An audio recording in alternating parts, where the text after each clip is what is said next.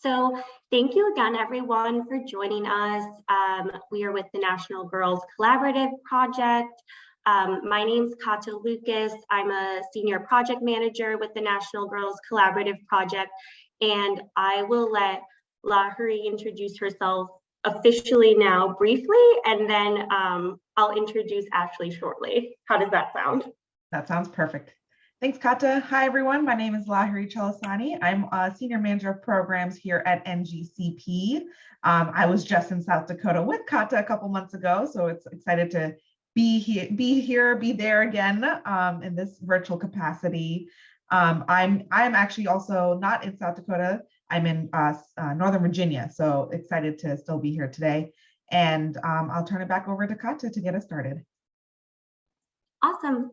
So thank you, everyone. I'm just going to provide a brief overview of the National Girls Collaborative Project before passing it over to Ashley to hear a little bit more about her STEM journey. So the vision of the National Girls Collaborative Project is to support and create science, technology, engineering, and mathematics experiences that are as diverse as the world that we live in. And we do this by connecting, creating, and collaborating with a network of advocates to promote gender equity and to really transform STEM for girls and also all youth. So just to provide a little bit of an overview of our goals, we strive to maximize access to resources. We want to strengthen the capacity of projects, programs, and partners. And really, we want to create that tipping point for gender equity in STEM by using the leverage of our nationwide network and collaboration amongst our partners. So NGCP is actually an implementation partner with the Million Girls Moonshot. We are working together to support you in making your programming more equitable and inclusive. And we also manage the If Then collection. And a resource, we're going to be sampling a resource today from the collection. And just to provide you a little bit of context about the collection, if you don't know about it already, the If Then collection seeks to further advance women in STEM by empowering current innovators and inspiring the next generation of pioneers. The collection is the largest free database of assets, including videos, activity sheets, photos, and a variety of other assets that represent women in diverse STEM fields. And just to emphasize this, all materials are free to use. And we're gonna, later in today's talk, we're actually going to dive into an activity from the If Then collection. But before we do that, we want to kick things off. I'm really thrilled to introduce If Then Ambassador Ashley Podorodsky, and she's here today to showcase her STEM journey as a cybercrime fighting South Dakota resident. As an ambassador, she is here to share her personal journey, and we're really excited to hear more from her. And I'm going to pass it over to Ashley. Well, thank you, Kata and Lahari. Thank you so much for inviting me to be here today. I am actually, yes, I'm from South Dakota. I'm joining from the U.S. Naval Academy in Annapolis. So I am out here helping review their cybersecurity programs and give recommendations on how they could improve what they're doing at the Naval Academy. So I actually have a pretty amazing view from my office today, and I'm excited to be here. So I am originally from South Dakota. I went to Dakota State University and I got all three of my degrees, and from bachelor's on the way up to my doctoral degree. But if I had not had a technology coordinator that was very enthusiastic about showing me what the field of computing and technology is, I would likely be an attorney right now. I had someone say they can't hear me. Is everyone able to hear me? Okay, I'll keep going. So I probably would have gone to law school instead of going in for cybersecurity. So I'm glad that I had the mentor that I had in middle school and high school. And that really is the undercurrent of what all of you guys are doing in your after school programs, because what you're doing is laying the foundation for kids to explore this field. When I was a student, one of the things I noticed is I was typically the only woman in the classroom, and I was okay with that. That was fine. But then once I graduated, I moved to Philadelphia, and I saw this path and pattern emerge. I was the first woman that they had in the cybersecurity program at Drexel University. And then when I came back to Dakota State University, I was the first tenure track faculty member that was a female as well. And I noticed that around the table, I tended to be the only woman. And I wanted to try and change that, because this field is pretty amazing. And the things that you get to do are incredible.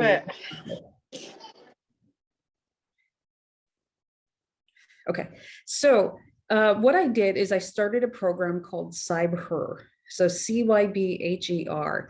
And CybHer is an organization to encourage and give girls an early insight into what the field of cybersecurity is. And so what we've done is we've created an organization that we go out into schools, we host events, and we do all sorts of things. And so you can actually go to our website, cybher.org, and you can request our students to come to your classrooms. Right now, I have 15 students hired that go and host and participate in events all throughout our region. And so they would be happy to come and bring robots and teach some coding, or do an escape room with some coding, some all sorts of cool, fun things that we have going on. We've been doing our cyber activities since 2014, so 8 years. And during that time, we've impacted over 30,000 girls and boys from our area. So we don't limit it only to girls, but our emphasis is on girls. So if you invite us into your classroom, your academic after school program, we will impact and support boys as well, but we do focus on girls. And so we've raised nearly $2 million for our initiatives, which is really exciting. So a couple things that people can get involved in right now. We have our Cyber Conversations, which it's every other Wednesday. So today at 4 o'clock Central, you're going to hear from a leading woman in cybersecurity from around the world, and she'll tell about what her career path has been like. And so you can go to cyber.org and find that out and register for those classes. So you could bring that into your programs.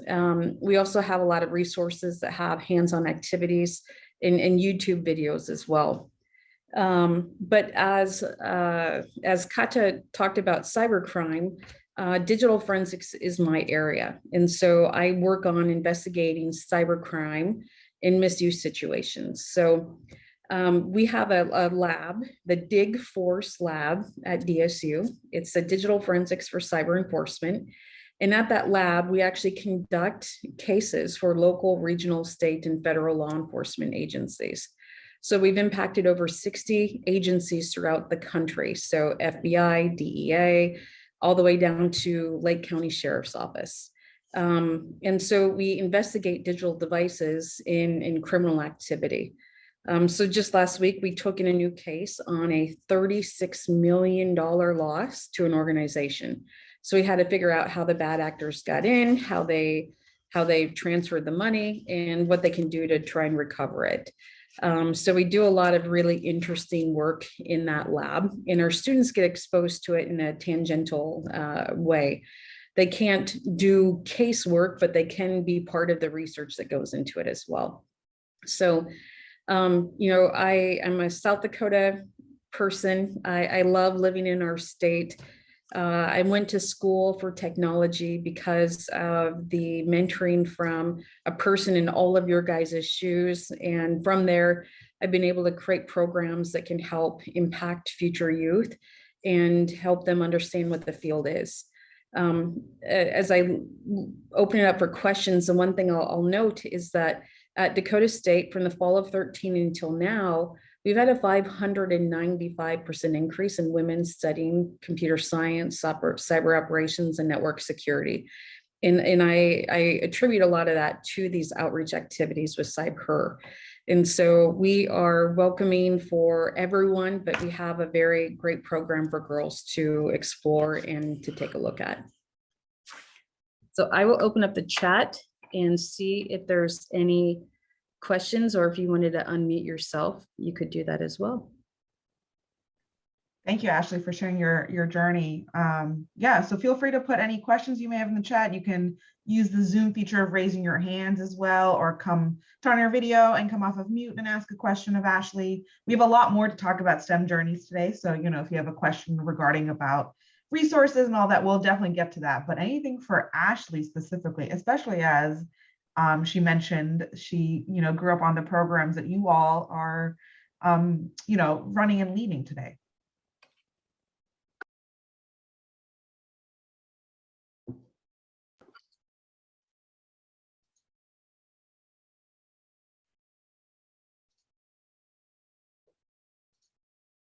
And if you think of questions later throughout the workshop, feel free to put them in the chat and we can get them to her as well.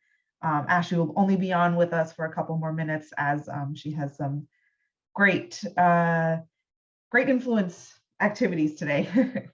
Yes, they keep stopping by to check on me.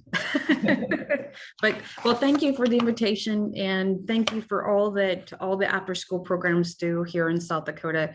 The kids need your motivation, and they need your mentoring. So thank you. You are setting the foundation for them. Yeah, and I don't know if you just saw Ashley in the chat, but someone attended one of your camps and they graduate this May, which is great.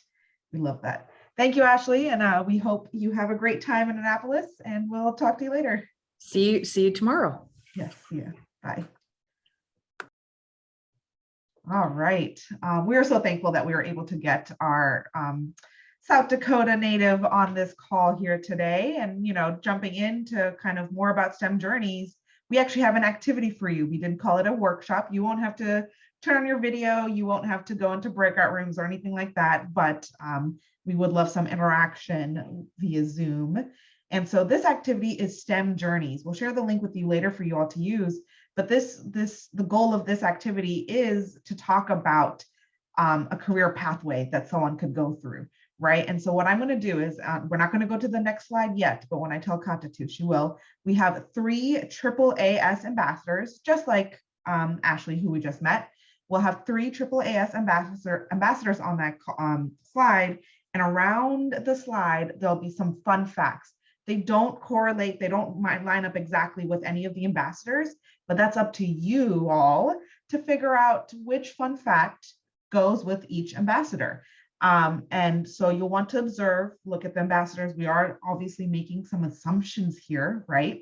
And so look at the ambassadors, observe them, and then you're going to identify, select one of the fun facts for each one of the 3. And then if you have some scrap paper, write it down really quickly, or just note it in your head, because then I'll launch a poll afterwards to see what assumptions that we made.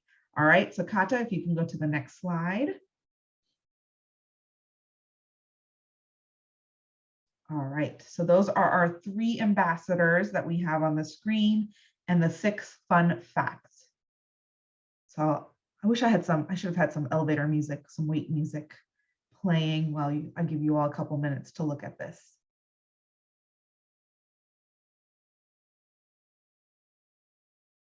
And if you have any questions about what I'm asking, feel free to unmute yourself and ask me to make sure I am clear in my instructions.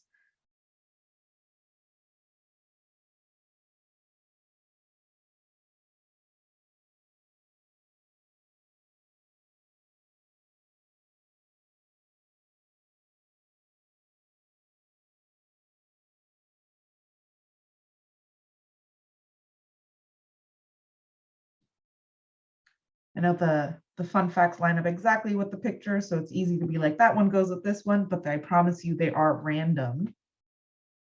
And so while you're looking, think about what you see in the ambassadors posters, and then the fun facts, see if you can draw any correlations. Or the titles at the bottom That's hard to what I read? was thinking, elementary. Yeah. Yeah, that's what I. Lisa says, I would be the girl that got a D in math. That's another layer of this activity. Do you see anything that you relate to?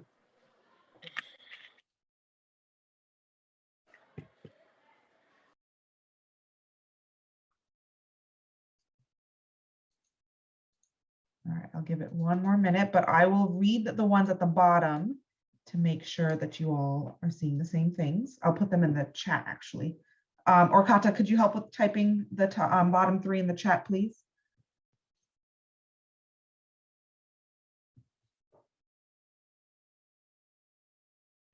As she's typing them, I'll read the first one. At the bottom says, was not always interested in science, wanted to be a model and an artist. The second one in the middle at the bottom says, was always inspired to do something around human rights. And then the third one at the bottom to the right is, got a D in math class in high school and always dreaded going to math and science classes. Thank you for speaking up and saying that it was hard to read those. All right, one more minute and then I will collect answers. I feel like I'm making it sound like a text, but it's low stakes. There's no right or wrong answers, right? There's a purpose. Marie, is that what is written at the bottom of the poster? Oh, where is it that what says- you're? I'm thinking that was the problem. Ah, gotcha. Okay. Yes, those are just titles of their names and their titles and things like that, which are not important in this moment right now. But thank you for calling that out too. Thank you, Billy Joe.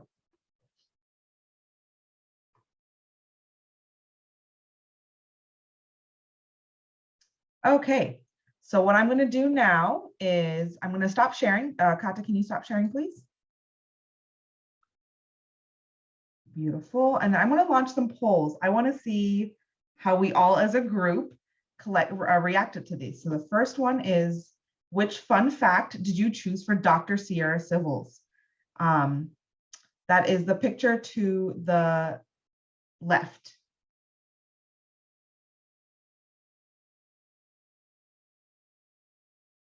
I see some folks answering.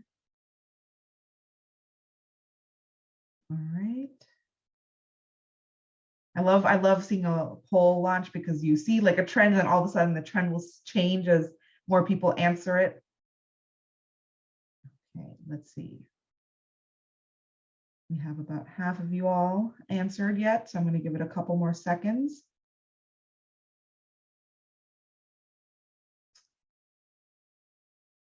Actually, it may be beneficial, Kata, to have that screen up so they can still see the picture. If you wanted to make a split decision change, you can do that too.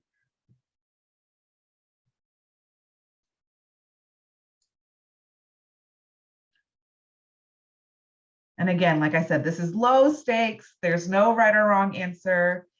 These are not being recorded anywhere, so please do not worry about that. All right, I'm going to share the responses, but I see that the most votes went to, was always inspired to do something around human rights. And then the second highest was, at age 5, she wanted to be funny, quirky, and smart like an astronaut she saw on TV. All right, we'll keep that in mind. I'm going to go to the next poll. It's the same question, just for Dr. Jessica Esquivel, which is the middle picture that you see on the slide. So I'm going to launch the same poll again. You're going to answer it again.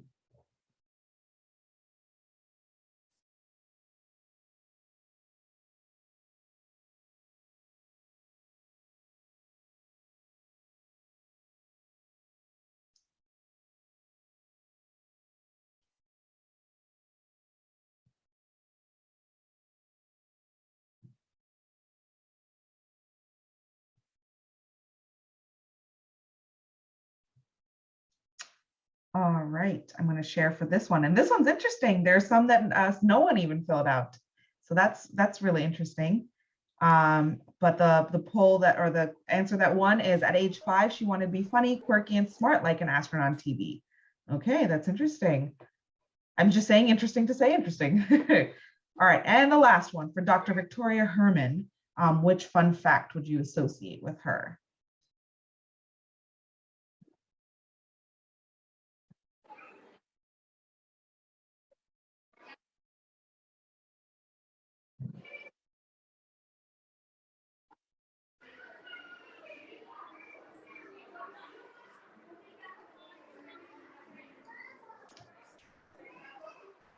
All right.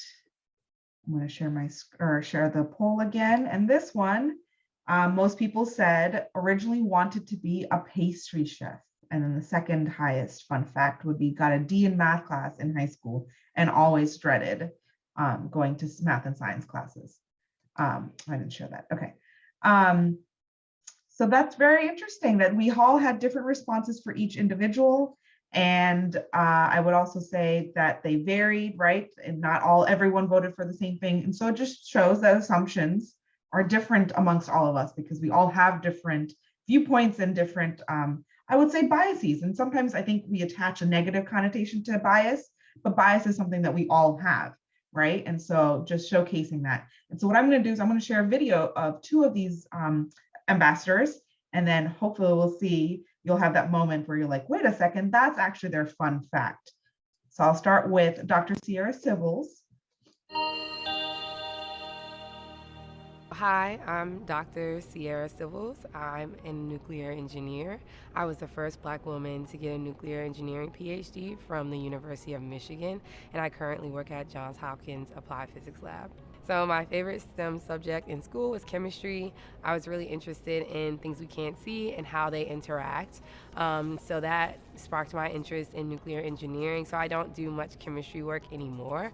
I focus more on an atomic level. So I started pretty late in the game. So I originally wanted to be a pastry chef.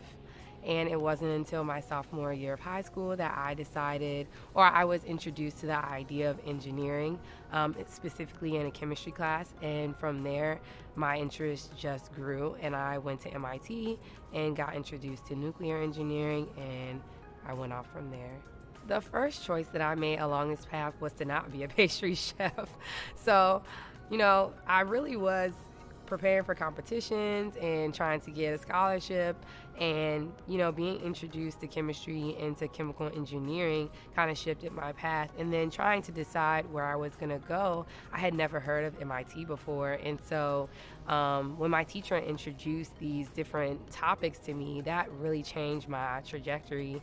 And so from MIT, I thought, oh, I would be a teacher. I would do Teach for America. And again, I had someone kind of step in and say, you haven't really given nuclear engineering and research a chance. Maybe you want to try grad school. And so that's what led me on the path of a PhD, because I wanted to combine my love of teaching and engineering and mentorship into academia. And from there, I, like I said, became the first Black woman to get that degree from Michigan.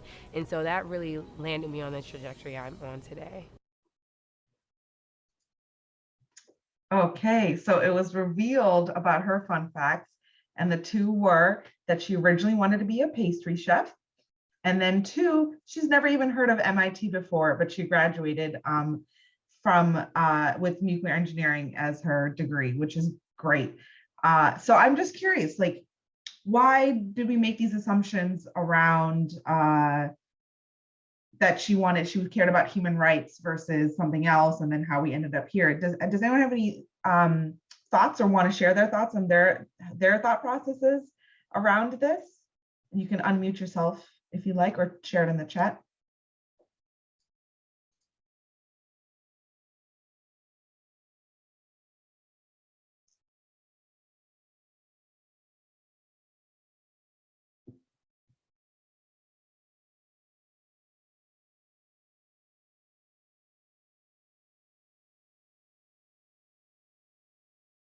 Was anyone surprised? Maybe I'll ask a different question. Was anyone surprised that she originally wanted to be a pastry chef or something else?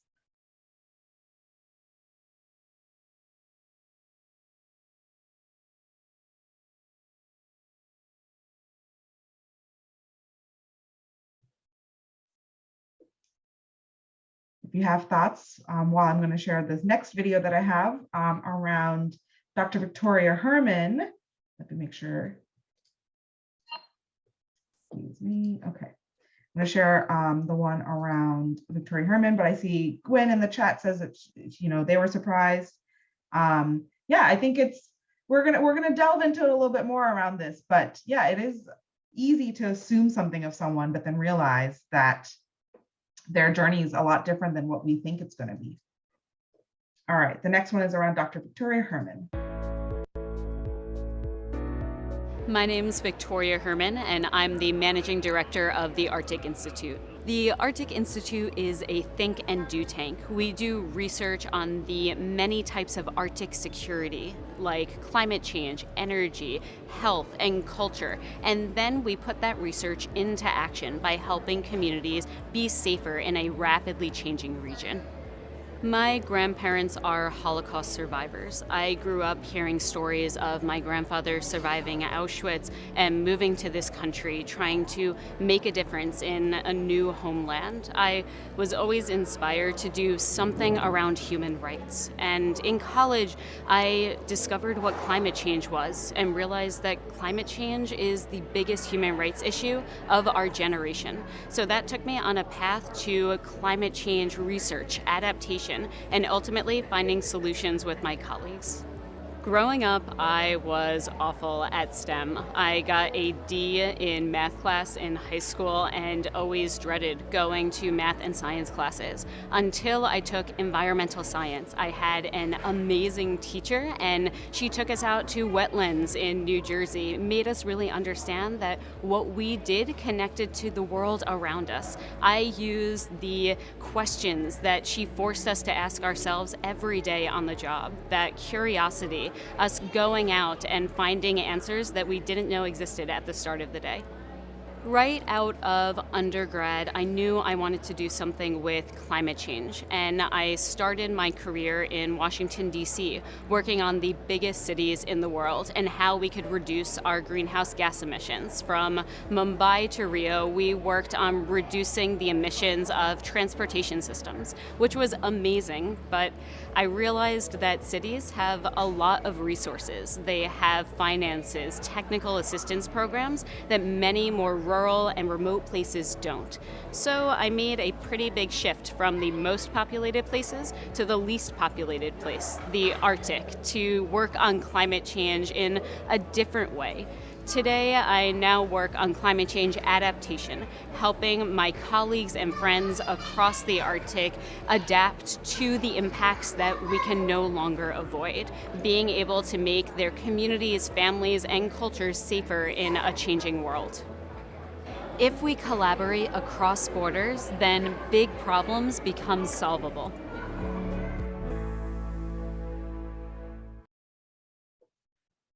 I don't know about you all. Every time I watch these videos, I get really, really excited and really inspired. And so we hope that you use this collection. Kata shared the link earlier, and all of these resources are free of charge. The other thing we'll share is the link, the direct link to this activity that we just did, where you could do this with your youth. This activity comes with posters that you can put up around your after school spaces.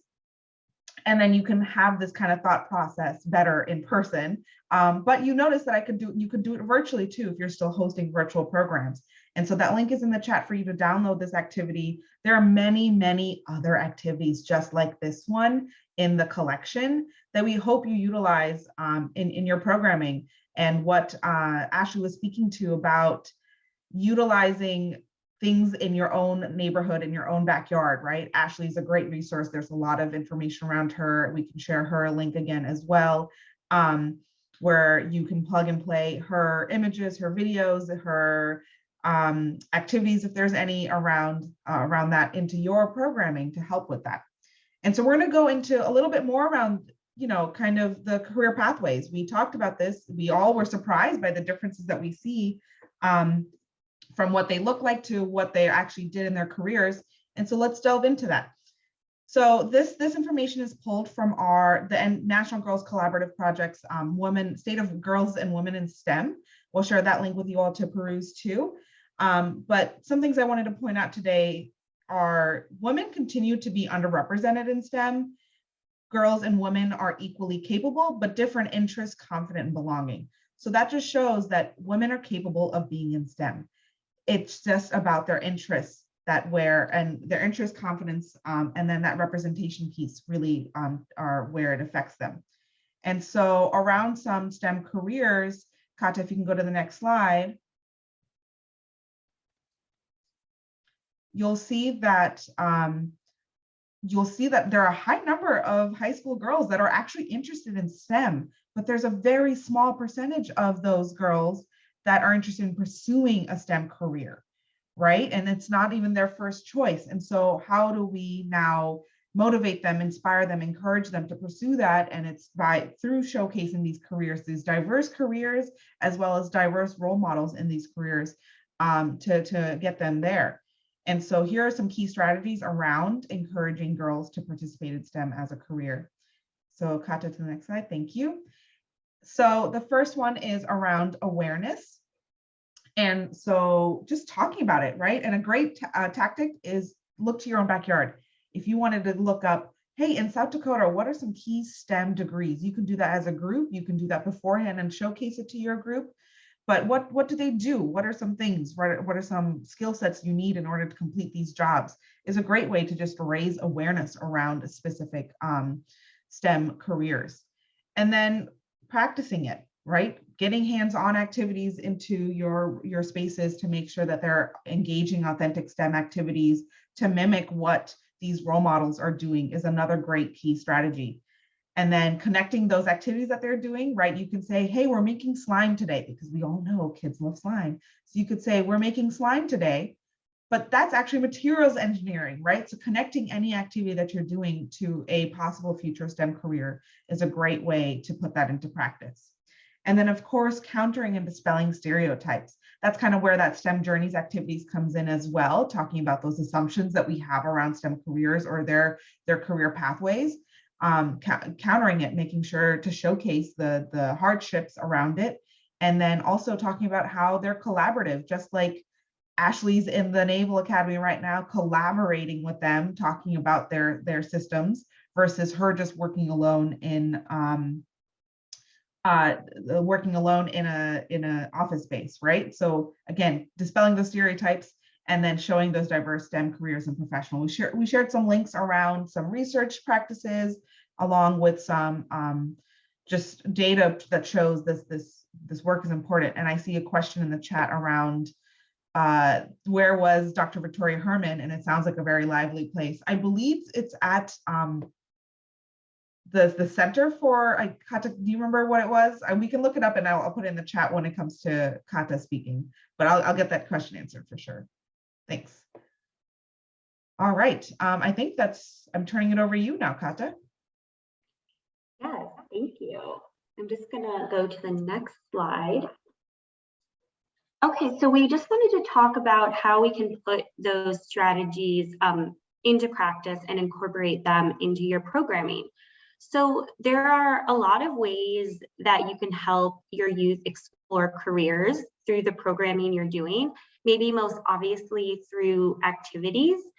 But kind of just taking a few steps back, you can also involve your youth more holistically in the planning of programming. So this might include really before diving into content related to career pathways, you may want to take some time to learn from your youth and find out what careers and futures they are interested in. I'm just gonna put that on the slide. And so surveys and quizzes to find out more about your youth's interests can be a really fun way to find out about your youth and their goals. And we have some resources here on the slide from Career Girls. So these resources have been created for teenage girls, but we all know that, well, we know that youth in general can really benefit from exploring different careers. And the resources and the videos included on the Career Girls site can really be applicable to diverse youth, as they're really portrayed in a fun and very informative, youth-friendly way. And so another way to incorporate youth into your programming into the planning process of your programming is by learning about careers with and or from professionals within your community. So state websites will offer ways to search for industries that are in demand in your area. And you can reach out to STEM role models in your region. And that way you and your youth themselves can reach out to role models in the region. I'm going to put this on the slide now. The FabFems website is a great tool for reaching out to role models in your community. You can ask questions directly through that site of these role models. And also many of these role models are available to Zoom and or visit with your program. And before I dive into kind of the third part of this, I just want to ask you a question. Feel free to just type it in the chat. Think about your region, the place that you live in South Dakota, and what comes to mind in terms of STEM industries and careers that you're aware of. And feel free to type any ideas in the chat. I'll wait a moment, but if you can't think of any right away, feel free to type them as something comes to mind as well. What industries are you aware of in your community, in South Dakota in general? Are there any industries that come to mind? Lots of healthcare. Great. So lots of opportunities to use STEM in really diverse ways in any kind of healthcare career, that is for sure. Kata, can we take a moment and see if we can Google it to see if it's easy to search up too? Sure.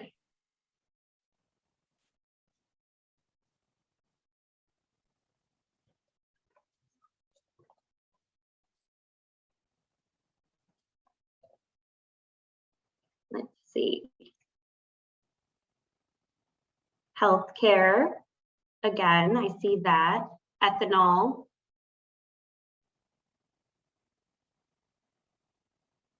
A lot of different companies and facilities and centers pop up when I Google it.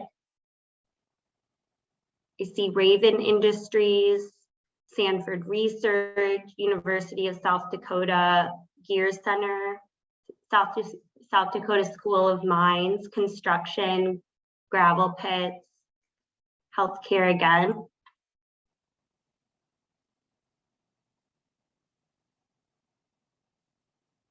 Game, game, fish, and parks, great. Lots of wildlife and recreational activities as well. Solar farm at Pine Ridge Reservation. Great, these are some great examples. Feel free to keep popping those in the chat. It'll be great to generate a list, even just through this workshop. Fire science at Western Dakota. Awesome, thank you so much for those ideas. And so for kind of the last piece of this, you can also engage your youth in career-related activities.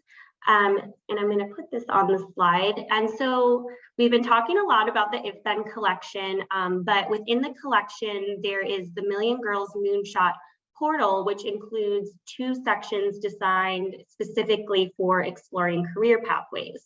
And these portals are called Presenting Diverse STEM Role Models and Exploring STEM Careers. And both of these portals have assets like posters, images, videos, and activity plans for you to incorporate directly into your programming. In addition to the If Then collection, also on the slide, you'll see the Engineer Girl website is another great resource where your youth can explore a variety of different engineering careers. And again, while Engineer Girl is designed with teenage girls in mind, these resources can really be helpful in dispelling stereotypes and assumptions about STEM and engineering for all youth and for all people. And I'll just mention that the Try This section of the Engineer Girl site provides hands-on activity plans that you can do with your youth related to a variety of different engineering career pathways. Move to the next slide. And we just wanted to step back for a second and let you all reflect. You don't have to answer right now, but this is just a call to action. We really challenge you to find 2 additional resources that will help you support youth in STEM career exploration in your programming. So if you have any ideas, you can feel free to pop those in the chat, or to really carry this forward as you go forward with planning your programs. And we just wanted to open it up for questions now. I think I saw a few come in the chat, but I wasn't entirely paying attention while talking. So Lahari, you can correct me if I'm wrong. Yeah. Well, first I want to say that thank you is very small on that slide. It should be really large because we really want to thank you all for joining the session. It's not entirely over. I think we just have a lot more time here at the end, and we'd love to open up for open conversation, because it's easy for us to sit here and present and show you all these resources, talk about them, but we want to make sure that it's accessible to you all, it's understandable for everyone.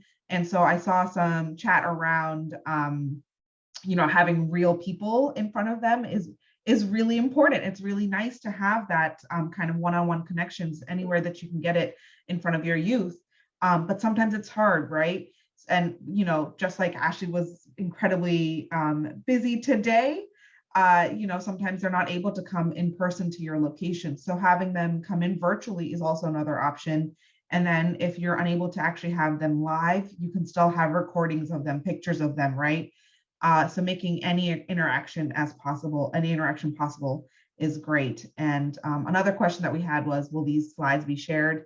Yes, we will share them because there are so many great resources and links that it's hard to keep track of. So we want to make sure you have all that too. But yeah, in these last couple of minutes, I know we have 13 minutes left. What questions do you all have? Is there anything I can elaborate more on? Is there something that you were like, this is new to me and I want to know more about it? Another question. Having several Women in Science workshops soon in South Dakota, one-day event. What is the best icebreaker for this age group for presenters? So you're asking if what can a presenter do to help with an icebreaker with these 7th to 8th grade girls? Honestly, one of the if then collection activities would be a great thing too, where you can have that kind of, it's not on them, self-reflecting on themselves, but talking about other female professionals in the field, things like that. So you could have posters up and you can have them maybe, if this is an in-person event, of course, you can have them walk around the room, make assumptions, talk about it. That's something that I would suggest. Kata, do you have anything? I was just going to say one activity that I think could be done as an icebreaker that we've done in one of our programs before was to ask girls to either draw what they think a scientist looks like. This can really get at addressing implicit biases and assumptions that even the youth themselves hold, or we might be very surprised as well. In addition, we've had them also do a little sketch of their STEM dream, as we've been really interested to see how the youth think about STEM in really unique and fun and maybe interdisciplinary ways. So those are just some more ideas, both involving drawing. I guess that's where my mind goes for the activity.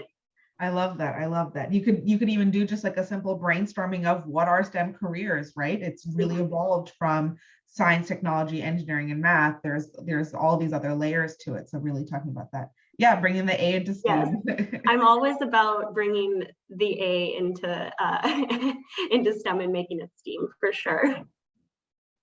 I saw Billy Joe say that she would like a screenshot of all of us. If we can turn on our video, if we want to do that now, that would be great, just before rushing at the end. Sometimes that doesn't work out. Billy Joe, can you lead that effort?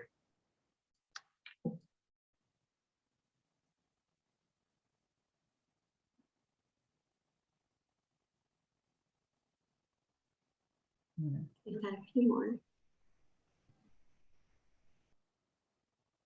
It's nice to see you all. Yeah, nice to see everyone. Yeah. We're glad that you all joined us from all your various spaces. Oh, I love how there's 4-to-1 screen in that in that one place. It has been definitely interesting, right? Running and talking and doing all these work virtually, sharing all these things. but we're so grateful that we're able still to connect with you all in this space. And I also want to include that Kata and I here at NGCP are resources.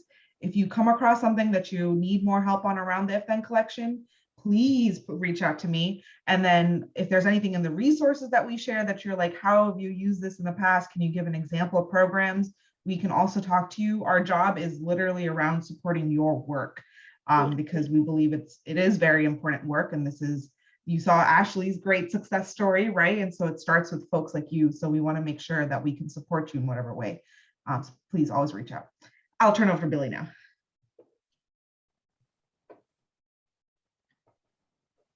Oh, I think you're muted.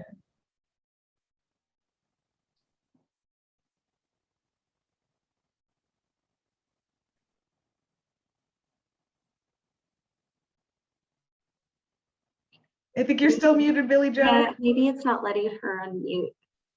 Oh, there you go. Hey, let's try it again.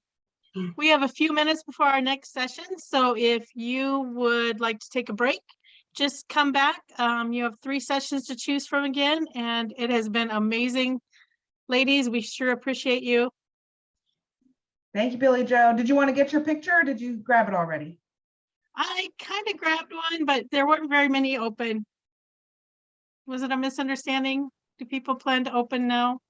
We have quite a few open. If you want to open up your gallery view, I can help take it. I think Please do, and send those to me. Yeah, okay. All right, ready. Everyone, 3, 2, 1. Got it. Awesome. Okay, well, thank you all here for joining us here today.